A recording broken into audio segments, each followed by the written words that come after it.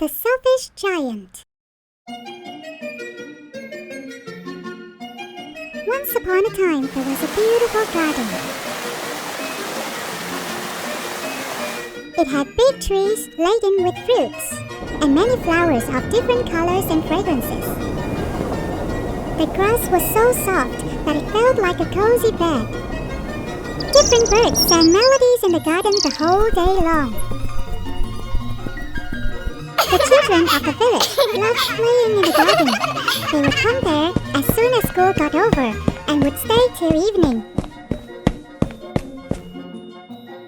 In the far end of the garden was a big castle. People often said that the giant who owned the garden used to live there, but it was empty now. Nobody knew what had happened to the giant, and they thought he would never return. Till one day, the earth shook and there were loud thumping sounds. With each thump, the children were lifted off the ground and back again. Oh no! It is the giant!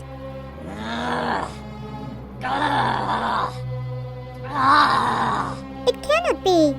Why has he returned after all these years?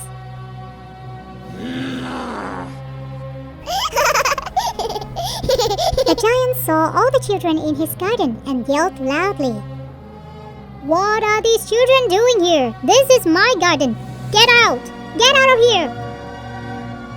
All the children got scared and ran away. The giant then built a large wall around the garden so that no one could ever enter it. The next day, the giant went to the garden, thinking that he will pluck some fruits and flowers. But the trees were so sad without the children that they shed all their leaves and fruits and lay bare. Even the flowers that had blossomed became so sad that they went back into the ground. Oh, I feel so sad. I don't feel like dressing up with my leaves today. Yes, without the children. Even I don't want to come out. I wish the giant had never returned. Who will I sing for in this empty garden? I am leaving.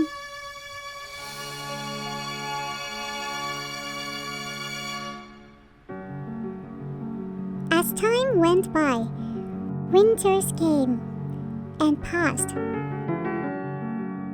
When spring came, it was lush green everywhere.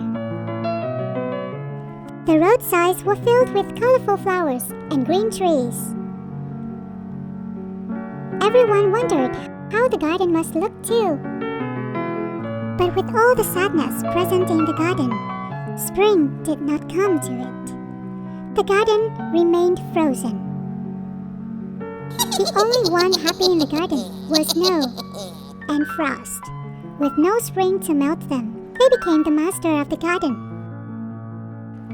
I will cover every tree of this garden so that it looks white. And so it went and covered every tree till all one could see was white. I am going to invite the north wind to join us here. The icy cold wind swept over the garden. It knocked the chimney pots off the castle and rattled its roof. Then the naughty wind had another idea.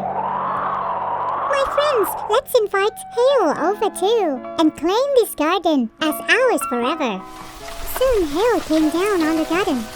All four of them got together and caused havoc. Hail and wind attacked the castle roof every day and took off its slates one by one. One day, while the giant was lying in his bed, he heard beautiful music come in from his bedroom window. He thought perhaps the king's musicians were passing the garden. He looked out of his window and saw a small bird was sitting on the window ledge and singing. Has spring finally arrived? He looked beyond into the garden. The icy wind had stopped blowing. The snow was melting and frost was vanishing. Hail couldn't be seen anywhere. Instead, he saw the most beautiful sight.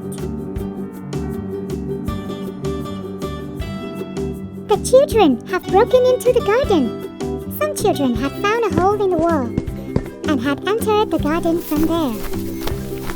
They were on every tree and were happily sprawling on the grass. Hello! The trees were so happy that they covered themselves with green leaves. The flowers also came out and the grass was smiling gleefully. Even the birds were chirping new happy tunes. What I did was terrible. I was selfish. I should have never blocked the children out of the garden.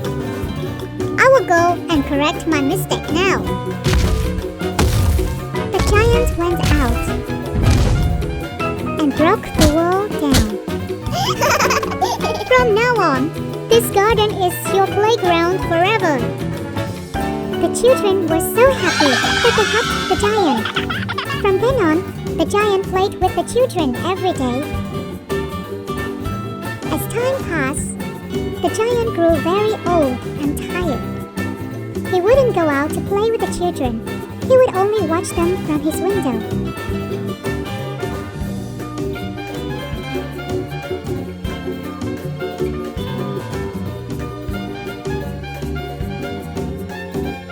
One day, he saw a little boy crying. So he went to see him. "What is the matter, little boy?"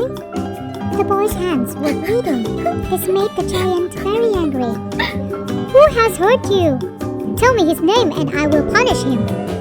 The little boy calmed the giant and said, "Calm down, my friend.